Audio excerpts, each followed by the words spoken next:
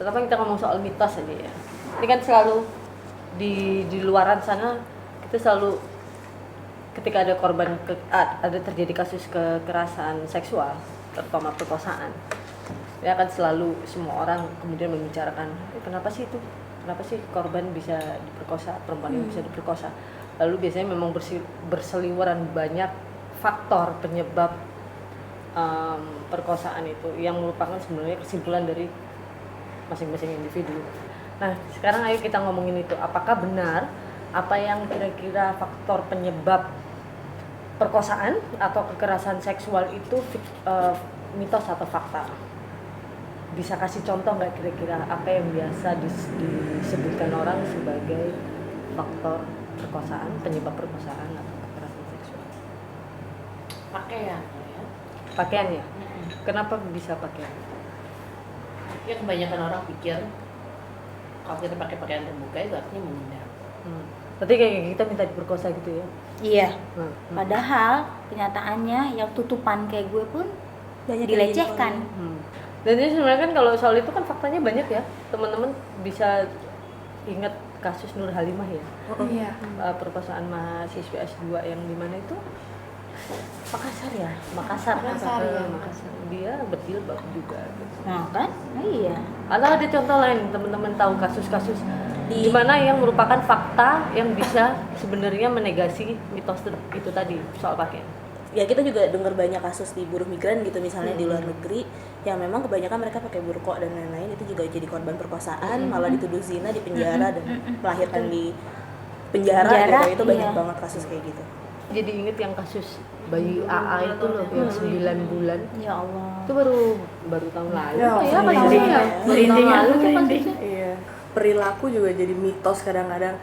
Banyak banget orang yang memakai kesempatan pada saat perempuan itu dalam keadaan dia terintoksifikasi, pada saat dia mabuk atau apa. Gue tidak membenarkan atau menyalahkan lu mabuk atau nggak mabuk, tapi yang pasti salah adalah pada saat seseorang dalam keadaan setengah sadar kemudian dimanfaatkan itu. Atau misalnya gini, gue ngajak temen cowok gue ke rumah gue, terus mungkin di rumah lagi ada ribet atau apa, ya udah lah kita mesti ngerjain sesuatu bareng, udah ke kamar gue aja, kita ngerjain di kamar. Bukan berarti gue pengen tidur sama dia atau pengen berhubungan seks sama dia, tapi pada saat misalnya terjadi pemerkosaan kemudian akan dikatakan dia ngundang saya ke kamarnya, yang berarti gue bebas dong ngapain aja. Nggak gitu juga harusnya gitu. Akhirnya kan kebanyakan orang menyalahkan korban ketika bilang ya korbannya datang ke kos-kosannya pelaku gitu. Iya. Ya kan apapun yang dilakukan korban, dia mau mendatangi atau dia mau flirt atau mau bermanis-manis atau itu bukan berarti dia meminta kekerasan gitu kan, tidak berarti mengundang gitu kan.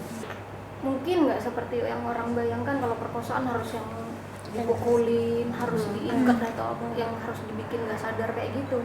Kalau pacaran terus ya kalau kamu nggak mau berhubungan seks sama aku berarti kamu nggak cinta gitu. Padahal si perempuannya nggak mau sih. Rumah tangga juga ada yang kayak gitu. Bahkan dalam rumah tangga juga kayak gitu. Ketika kita berantem gitu kan, misalnya nggak mau berhubungan seks, berarti kamu udah nggak menghargai aku sebagai suami atau gimana gitu. Akan ada kalimat-kalimat seperti itu yang mengintimidasi istri gitu. Ketika perempuan tidak bilang tidak, itu seringkali diartikan iya. Benar nggak? Iya, padahal benar. bentuk paksaan itu kan tidak harus selalu kekerasan fisik, tetapi bisa dalam bentuk itu tadi manipulasi, intimidasi, rayuan atau intimidasi mental lah ya. Jadi perempuan itu dalam situasi apapun sulit ya. Kalau berhasil diperkosa, salah lu gara-gara dandanan lu atau kelakuan lu. Tapi kalaupun akhirnya lu lolos keluar dari situ, tetap salah lu. Kenapa kok bisa lu terlibat dalam situasi seperti itu?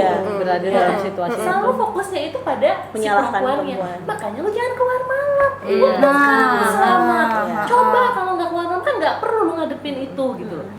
Seringkali orang gini, ya kalau gue sih nggak mungkin lah gue diperkosa, nggak mungkin lah gue gitu. Orang ya ada banyak korban di sana perempuan-perempuan, tapi gue nggak mungkin. Menurut teman-teman itu mitos atau fakta?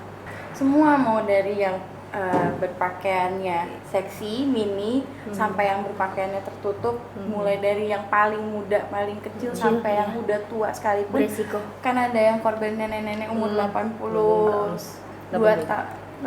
tahun tetap jadi korban perkosaan. Jadi aku rasa sih nggak ada tuh yang namanya karena Aku nggak mungkin diperkosa. gue nggak mungkin diperkosa soalnya gue nggak seksi, soalnya gue badannya gendut, soalnya gue jelek, gue nggak cantik, Gue nggak pernah keluar rumah. iya gue nggak pernah keluar rumah. Orang rumah banyak perkosaan yang terjadi dalam Jadi rumah. dalam Rumah, betul. Faktanya udah berbicara sebenarnya. Lebih dari 75% perkosaan terjadi di dalam rumah. oleh orang yang Dan orang Oleh- yang ya. dipercaya dan dikenal. gitu Jadi ya. pelakunya adalah orang yang dikenal oleh Iya. korban. Either itu bisa keluarga inti, bisa bapaknya, Iya. bisa ayah, bisa kakek, Betul. bisa tetangga yang sangat dipercaya, sangat dekat dan dipercaya, bisa teman keluarganya dan segala macamnya. Ini kan fakta yang membuktikan bahwa semua perempuan sangat rentan untuk jadi korban kekerasan, loh. Iya. Kebanyakan laki-laki merasa mereka berhak untuk ini yang menarik.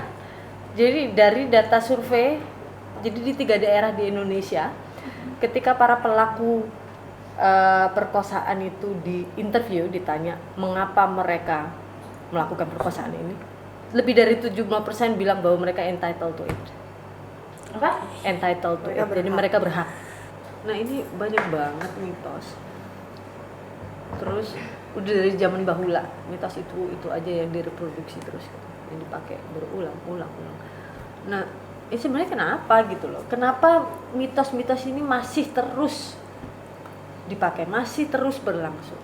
Itu apa faktornya? Aku pikir ada orang-orang tertentu yang, karena mitos-mitos itu kan dilanggengkan sama berbagai lembaga gitu ya, lembaga adat, lembaga agama dan lembaga lain-lain yang dianggap benar, terus dan ternyata Lembaga pemerintah? ya lembaga pemerintah masuk juga, karena banyak juga kan undang-undang kita substansinya perda segala macam yang diskriminatif. Dan aku pikir memang ada yang diuntungkan dari sini. Kita sangat adiksi dengan media, televisi, internet, yang semuanya tuh ada di situ, dan semuanya itu kan budayanya yang di perspektif yang dipakai, kacamata yang dipakai kan kacamata laki-laki. Seperti apa sih perempuan yang seksi? Seperti apa sih tubuh yang seksi? Atau misalnya seperti apa sih perempuan yang tidak baik? Aku bilang media ini menjadi semacam brainwash. Bukan cuman ya apa yang dikatakan media itu baik. Ketika awalnya pun ada seseorang punya perspektif bahwa wah ini nggak bener nih. Tapi ketika dia dipapar hal yang sama terus menerus, Iya, ini jadi mau semacam- nggak mau jadi Akhirnya dia jadi percaya.